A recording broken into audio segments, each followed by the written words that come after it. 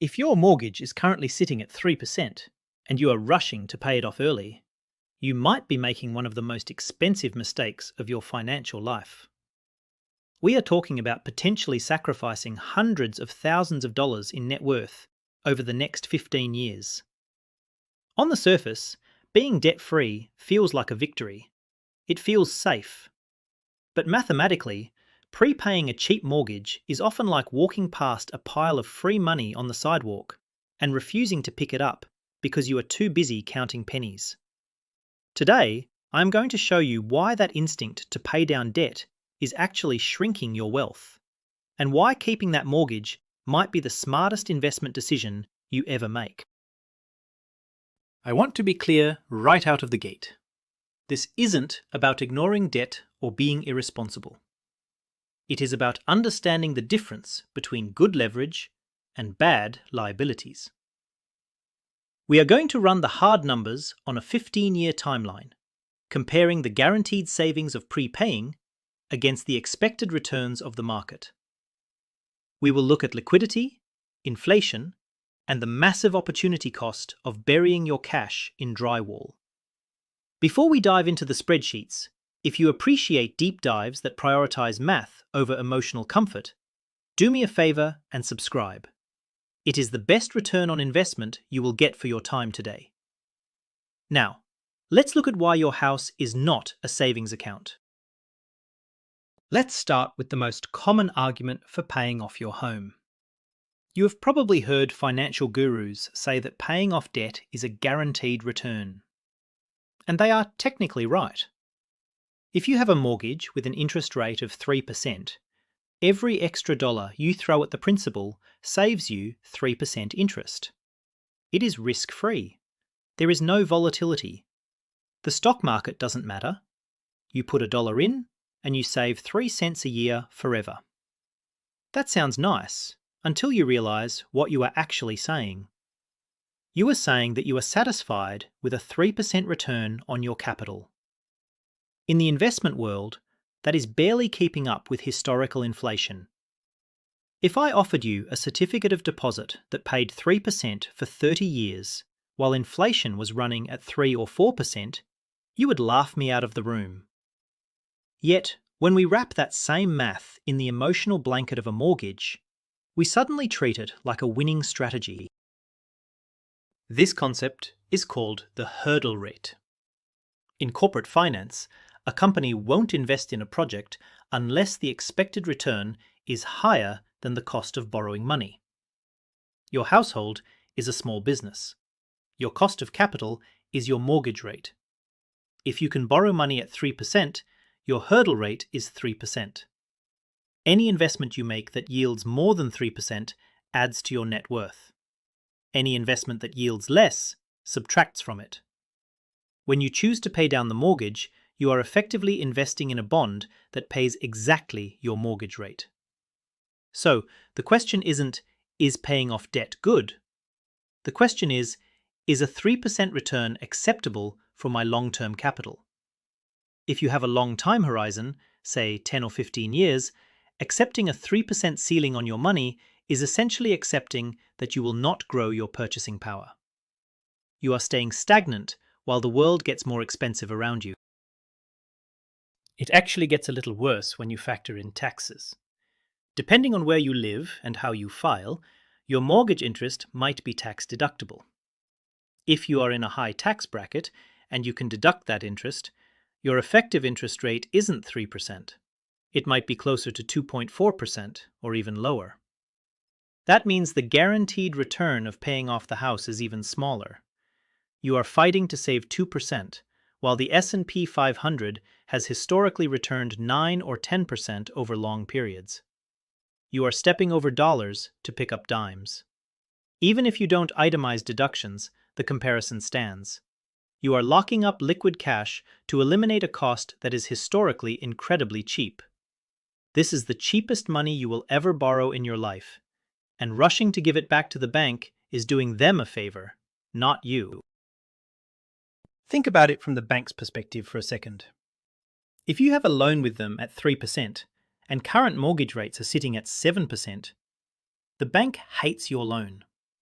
They are losing money on you every single day. They are stuck holding an asset, paying them 3%, when they could be lending that same money to your neighbour at 7 or 8%. When you send in an extra payment, the bank is thrilled. You are giving them back their cheap money so they can go rent it out to someone else for double the price. You aren't sticking it to the man by paying off your low-rate mortgage early. You are bailing them out of a bad deal they made with you back in 2020. You are voluntarily surrendering the best financial leverage you have. Now, you might be thinking, Tom, I don't care about the bank. I just want the security of owning my home. And I get that. But there is a silent thief in this equation that we haven't talked about yet. Most people ignore it, and it ends up costing them half their wealth. If you think paying off the mortgage is safe, wait until you see what inflation does to your equity. It turns out owing money is actually a hedge against inflation, and paying it off destroys that protection. Let me explain how having debt actually makes you richer when the dollar gets weaker. Here is the magic of a fixed-rate mortgage. Your payment is frozen in time. If your mortgage payment is $2,000 a month today, it will still be $2,000 a month in 15 years. But think about what $2,000 will be worth in 15 years. Because of inflation, the purchasing power of that money drops every year. In a decade, $2,000 might feel like what $1,500 feels like today. Your wages will likely rise over time to match inflation, but your debt payment stays flat. This means that in real terms, your mortgage gets cheaper every single year without you doing anything. You are paying back the bank with cheaper, depreciated dollars. If you pay the loan off early, you are using today's valuable dollars to eliminate a debt that would have become negligible on its own. Let's put a number on this. If inflation averages 3% over the next decade, and your mortgage interest rate is 3%, your real interest rate is 0. The bank is making no real money off you. You are essentially borrowing money for free. If inflation spikes to 4 or 5%, as we have seen recently, the bank is actually paying you to hold the debt. The real value of what you owe is shrinking faster than the interest is accumulating. This is why the wealthy love long-term fixed-rate debt. It is an asset class. By prepaying, you are neutralizing this inflation benefit. You are taking cash that could be growing with inflation in the stock market or real estate and using it to destroy a liability that inflation was already destroying for you. It is redundant work. We need to look at the real return, that is, the return after inflation. Monovator, a great financial blog, puts this clearly. If you invest in the total stock market, you might expect a nominal return of 8 or 9%. Adjust for 3% inflation, and your real return is maybe 5 or 6%. That is real wealth generation. Now look at the mortgage. Nominal cost is 3%. Inflation is 3%. Real cost is 0. So the choice is between earning a real 5% return by investing or earning a real 0% return by paying off the debt. When you view it through the lens of purchasing power, the gap between the two options widens significantly. It isn't just about the interest rate spread. It is about how inflation interacts with assets versus liabilities. People often view a paid-off home as the ultimate safety net against inflation. And true, your housing cost goes down. But remember, your property taxes, insurance, and maintenance costs will continue to rise with inflation forever. The only part of your housing cost that is immune to inflation is the mortgage principal and interest. By killing that mortgage early, you are eliminating the one fixed cost in your budget that actually gets relatively cheaper over time. You are effectively removing your shield. The math suggests you should drag that loan out as long as possible, provided the rate is low, because time is your ally. The longer you hold the debt, the less it effectively costs you. Theory is fine, but let's make this concrete. I want you to imagine a specific scenario. You have 15 years left on a 3% fixed-rate mortgage. You also have an extra $1,000 a month of disposable income. You are standing at a fork in the road. Path A is the Dave Ramsey route. You throw that extra $1,000 at the principal to be debt-free faster. Path B is the investing route. You pay the minimum on the mortgage and put that $1,000 into a low-cost S&P 500 index fund. We are going to assume an 8% average return for the market, which is below the historical average but reasonable for planning. We are running this race for 15 years. Both paths require the same amount of cash flow discipline. The only difference is where the money goes. On Path A, you aggressively pay down the loan. Every extra payment reduces your principal, lowering the amount of interest charged in the following months. It is satisfying. You see the balance drop. Depending on the size of your loan, you might knock 5, 6, or 7 years off the term. Let's say at year 12, you are completely mortgage-free. You throw a party, you burn the mortgage papers. For the remaining 3 years of our 15-year window, you take the money you were spending on the mortgage, plus that extra $1,000, and finally start investing it. At the end of 15 years, you own the house free and clear, and you have started a small investment pot in those final few years. Your net worth has increased by the value of the home plus the interest you saved. It is a good result. You are definitely not poor. Now look at Path B. You ignore the principal. You let the mortgage run its natural course. Instead, you automate that $1,000 into the market every month. Compounding starts working immediately. In the first few years, it feels slow. But by year 7 or 8, the returns on your investment account start exceeding the contributions.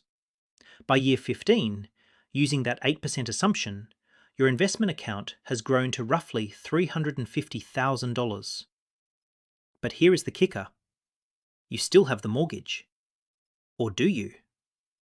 If your investment account is sitting at $350,000 and your remaining mortgage balance is, say, $100,000, you could write a check and pay it off tomorrow if you wanted to. You are effectively debt-free because you have the liquidity to delete the debt at any moment. But you also have a $250,000 surplus that the Path A person doesn't have. This is the net worth gap. In almost every historical rolling 15-year period, the person who invested the difference ends up significantly wealthier than the person who prepaid the 3% debt. We are talking about a difference that could fund a child's college education or let you retire 2 years early. The person on Path A saved maybe $40,000 or $50,000 in interest. The person on Path B earned maybe $150,000 in market returns. The spread is massive. And remember, the person on Path B has flexibility. If they lose their job, they have a liquid portfolio to draw from to pay the mortgage. The person on Path A has a lot of home equity, but you can't pay the grocery bill with home equity. This brings us to the most dangerous part of the pay it off mentality. Most people stop at the interest rate comparison. They think, 3% versus 8%. Okay, I get it. But they miss the step that actually bankrupts people. It isn't the interest rate that kills you. It is the liquidity. When you turn cash into home equity, you are performing a magic trick where you make your money disappear. You are locking it in a prison that you can't open without a bank's permission. Let me show you why a paid-off house can actually leave you more vulnerable than having a mortgage. Equity is dead money. It sits there, doing nothing. It doesn't pay dividends, you can't spend it, you can't eat a brick. When you send an extra $10,000 to your mortgage lender, that money is gone. It is trapped in the walls of your house. To get it back, you have 2 options: sell the house or ask the bank for a loan. Now, imagine a recession hits. You lose your job, the value of your home drops by 10%. You need cash to survive. You go to the bank and ask for a home equity line of credit. The bank looks at your application, sees you have no income because you lost your job, and denies the loan. This is the irony. The only time you can easily access your home equity is when you don't need it. When you desperately need it, the door is locked. The investor who kept the cash in a brokerage account has total control. Even if the market is down 20%, they can sell a few shares to pay the mortgage and buy groceries. They have options. The person who aggressively paid down the mortgage has no liquidity. They might have a lower loan balance, but the bank still expects the monthly payment. If they miss payments, the bank can foreclose. It doesn't matter if you have paid off 90% of the house. If you default on the last 10%, they can take the whole thing. So, counterintuitively, having a large pile of liquid cash invested in the market creates more safety and stability than having a smaller mortgage balance but zero cash reserves. Liquidity is your oxygen. Do not trade your oxygen for a slightly smaller monthly bill. The opportunity cost isn't just about the stock market either. It is about life. Maybe you want to start a business in 5 years. You will need startup capital. If that capital is locked in your primary residence, you can't use it. Maybe a rental property comes on the market at a distressed price. If you have cash, you can buy it. If you have a paid-off house, you have to refinance first, which takes time and costs money. Cash represents potential energy. It can be deployed wherever the return is highest. Home equity is static. By paying off your mortgage early, you are making a bet that you will never need that money for anything other than housing. That is a very restrictive bet to make on your own future. You are voluntarily reducing your optionality. This is why financial advisors, like those at Fidelity or Vanguard, always have a hierarchy of savings. Extra mortgage payments are usually at the very bottom of the list. Before you send a dime extra to your mortgage lender, you should have a fully funded emergency fund. You should be maximizing your employer match on your 401k. That is an instant 100% return. You should probably be maxing out your Roth IRA for tax-free growth. You should pay off any high-interest credit card debt. Only after all those buckets are overflowing should you even look at a 3% mortgage. If you skip the retirement accounts to pay off the house, you are giving up tax advantages that you can never get back. You can't retroactively contribute to a 401k for the year 2024. Once that window closes, it is gone. Prepaying the mortgage burns up that capacity. We have covered the math, the inflation, and the liquidity. But I know what some of you are shouting at the screen right now. Tom, I don't care about the math. I just want to sleep at night. And I respect that. But here is the twist. Sometimes, the thing that makes you feel safe is actually increasing your risk. We need to talk about why our brains are wired to hate debt, even when that debt is making us rich, and the very specific situations where I would actually agree that you should pay it off. There is a massive psychological benefit to being debt-free. It lowers your baseline stress. It lowers your monthly burn rate. If you are the type of person who stares at the ceiling at 2 a.m.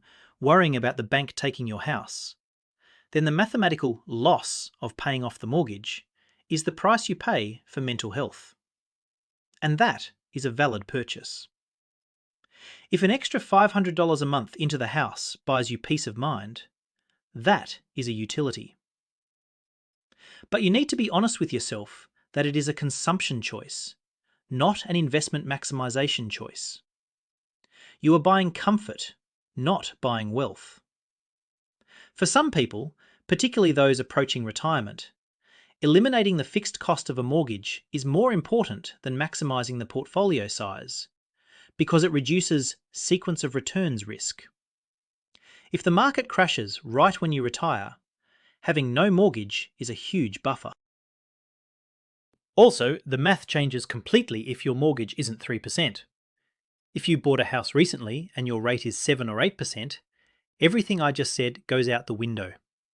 An 8% guaranteed return, tax-free, is incredible. That beats the stock market average. If your mortgage rate is 6% or higher, paying it down is a fantastic investment. The hurdle rate is high. My advice today is specifically for the millions of people sitting on those golden pandemic-era loans of 2, 3, or 4%. That is a specific asset class that you should hold on to.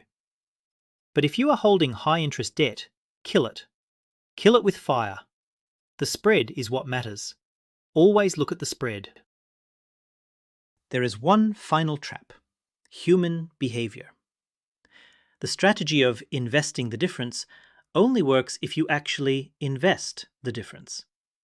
If you choose not to pay extra on your mortgage, but instead of putting that money into the S&P 500, you spend it on a new truck or a vacation, you lose. You lose on both sides. You still have the debt, and you have no assets to show for it. The pay it off strategy acts as a forced savings plan for people who lack discipline. If you know you are going to blow the cash if it sits in your checking account, then please send it to the mortgage lender. At least there, it increases your net worth. The investing strategy requires automation and discipline. You have to treat the monthly investment transfer with the same seriousness as a bill payment. Ultimately, this comes down to thinking like a CFO rather than a consumer. Wealthy individuals and corporations use debt strategically. Apple has billions in cash, yet they borrow money.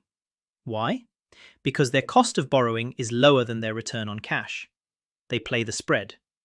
If you have a 3% mortgage, you have been given a gift. You have access to cheap capital that likely won't exist again for a generation.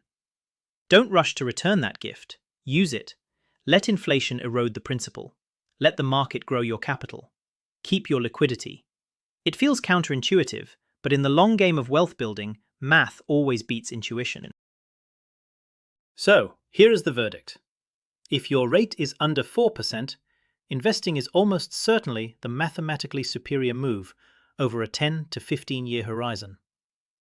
If your rate is over 6%, pay it down. If it is in between, it's a toss-up. Do whatever makes you sleep better.